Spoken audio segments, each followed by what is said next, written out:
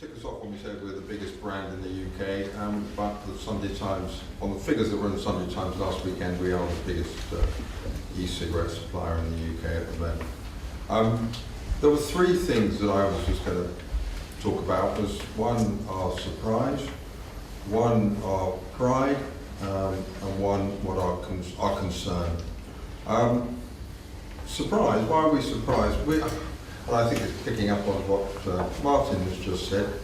Why are we all rejoicing collectively on the massive reduction in tobacco consumption, use, and the associated dependency and harm? We should be all rejoicing. I mean, you know,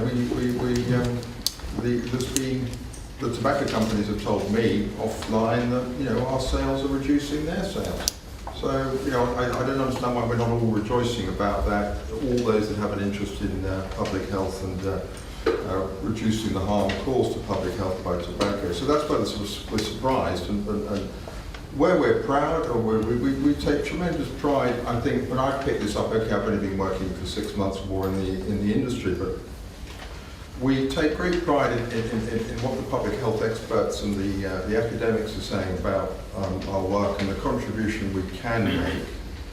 And we're not saying we're perfect companies by any stretch, but we do take pride in eminent scientists and so forth saying you're making a massive contribution to public health. So we take pride in that. We take enormous pride in what our consumers are telling us. And there's a real absurdity here. We get a lot of testimonials back from our consumers, and the MHRA have told us we can't print them. I mean, you couldn't make that up. Consumers write into us and they say your products have given a life-changing experience, and the absurdities of the regulations are we can't even print those, we can't even tell people about them, because we'll have people who don't want us to succeed telling us that we're making claims and we must therefore be in medicine. But we are, nevertheless, and I picked this up from working in the company, that all the people who work in e-lights, or a very large majority of them, take great pride in what they're doing because they hear from consumers who are ringing up and saying, get me more, or whatever. I'm not saying it, of course we have dissatisfied customers as well, but the vast majority are saying you're doing great stuff. And the third element of our pride is we've taken a leading role in the regulation of the industry, because it wasn't my foresight, but it was my colleagues' foresight that they realised a few years ago we've got to have a minimum product quality and standard, and they've been at the forefront of driving that and making sure that there is a regulatory framework. And we get sick to death of people telling us and actually putting a myth out there that e-cigarettes are not regulated. That is a lie, and I wish people would stop saying it. There's a welter of rules and regulations. And we have to make sure we comply with them all. But we've been at the forefront of creating that. It's called for those who don't know, it's called the Industry Standard of Excellence. It's marshalled at the moment by the Electronic Cigarette Industry Trade Association. We wish more companies would join it. We wish every single company that made electronic cigarettes would subscribe to that. It makes sure that you've got pharmaceutical grade nicotine, that you're complying with all the different consumer regulations, and it goes in and it audits. It comes into our warehouse and goes through everything to make sure we're compliant with all the welter of regulations. And by the way, we said to the MHRA and we said to the Department of Health and everybody, look, there it is. Tell us where it's faulty. We want to make it as good as it can possibly be and create our own standard. So we take pride in those three things. Our concern, well, basically, we think we want a level playing field. That's all we're asking for, a level playing field. Treat us in a level manner with our competitors. We are not trying to reduce the sales of Nicorette. We are trying to provide an alternative to cigarettes, as simple as that. And you know, we want to be on a football playing field, and people are trying to say, no, you should be in the boxing ring, we're going to rule you like a boxing match. You couldn't really make it up. We are not seeking to compete with a product which is sold to make you stop smoking, or help you stop smoking. This came up in Brussels last week, didn't it, Clive? This conversation about what is a level playing field. And the German MEP who's leading on the committee said, you know, it's got to be a level playing field, and you've got to be competing against nicotine replacement therapy products. And it just does not make sense. We want to be on a level playing field with cigarettes and consumer products. If we want to make a claim that they will help you stop smoking, no issues there at all. Just because they are helping people doesn't mean to say we have to market them and sell them as that.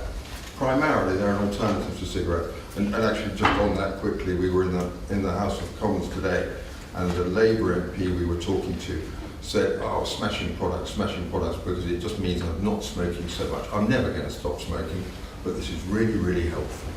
And I'm enjoying them, and it gives me something to reduce the amount I smoke. There's somebody who doesn't want to stop smoking, but he just wants to smoke less. What do we do with people like that? We do see ourselves as a responsible company, and we've always wanted to engage with even our critics and all the rest of it. So at the very beginning, we've been hunting out. We want to speak with Action on Smoking and Health, with the BMA, with the British Heart Foundation, with Cancer Research. Everybody's got an interest in tobacco control issues, and we want to speak with government and all the rest of it. We want to address our critics' concerns. And the 3 points that we heard until this afternoon, that we heard from all of these groups, were that they were concerned about it being a gateway to smoking, and they thought we were marketing to minors. Well, I think Lynn has addressed the point about gateway to smoking, but the marketing to minors, well, we could agree a voluntary code tomorrow morning with government and say, you know, it's already in our regulation that we won't market to minors, but we could quite easily have a voluntary code and address marketing to minors.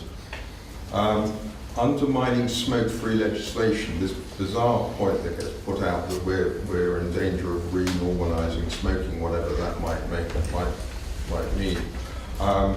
In response to that, we say, well, why don't we try and normalise e-smoking? Wouldn't it be better, as Professor Britton has so eloquently put, that if everybody turned to e-cigarettes, there'd be 5 million less deaths?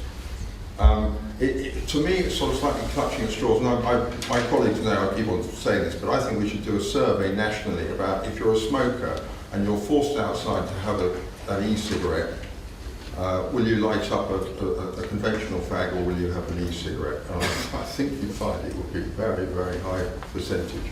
So we want to treat people in the same way as we're treating smokers who are trying to use a safer product. Again, I don't really understand the logic. Having said that, we're very keen to work around and come up with the right framework. And the third point is the involvement of the tobacco industry. For some reason, because they're involved, or they might get involved, this is a bad thing. And I think, well, I don't think that's a very grown-up argument myself, but I think there needs to be a slightly more grown-up debate. I'm a bit disappointed to hear Martin suggest that now the emphasis is on making sure that every single product makes every single person tries it. I think the experience of quitting smoking, lots of people, no two people quit smoking in the same way. And it's particularly disappointing when we have been looking to try and speak to them, and now we're getting another argument being put in us, which it sounds like it's a hurdle for us to jump over rather than a collaborative debate. Back to the first point, working together. And that's what we want to do. We want to work with everybody and build on the success that we've had so far.